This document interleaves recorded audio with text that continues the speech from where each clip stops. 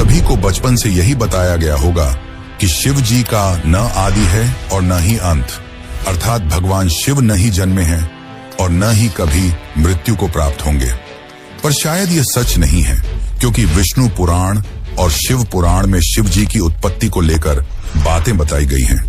यहाँ तक कि श्रीमद् देवी महापुराण में शिव जी के माता और पिता का भी वर्णन मिलता है। तो आखिर कौन है शिव जी के माता और पिता?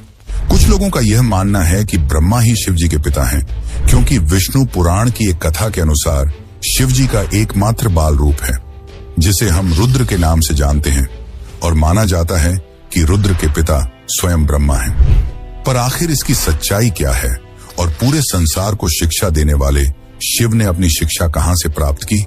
तो चलिए जानते हैं शिव जी के जन्म का असली रहस्य।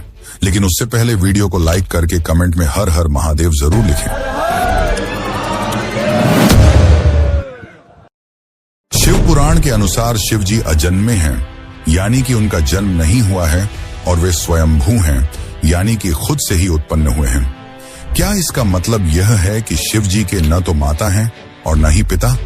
लेकिन विष्णु पुराण में तो कुछ और ही लिखा मिलता है, जिसके अनुसार विष्णु जी के नाभि से निकले कमल से ब्रह्मा जी की उत्पत्ति हुई और उनके माथे के तेज से शिव की उत्पत्ति हुई, जिसके कारण शिव जी को ज्यादातर समय ध्यान मुद्रा में दिखाया जाता है।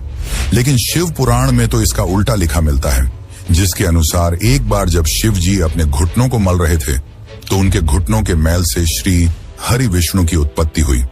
अब इस मामले में तो दोनों पुराणों में अलग अलग बातें बताई गई हैं, परंतु विष्णु पुराण की एक और कथा के अनुसार ब्रह्मा ही शिव जी के पिता हैं। क्या यह सच है? तो चलिए जानते हैं इसकी सच्चाई। लेकिन उस कथा को समझने से पहले एक और कथा को जान लेते हैं, जो काफी ज्यादा प्रसिद्ध है। और इसी कथा के अनुसार शिव जी को आदि अनादि का दर्जा मिला, यानी कि न ही उनका कोई शुरुआत है और न ही अंत। दरअसल एक समय की बात है, भगवान विष्णु और ब्रह्मा में यह बहस छिड़ गई कि उन दोनों में से कौन ज्यादा महान है। ब्रह्मा को अपने सृष्टिकर्ता और सृष्टि को रचने का अभिमान था, वहीं विष्णु को इस जगत के पालनहार होने का घमंड था।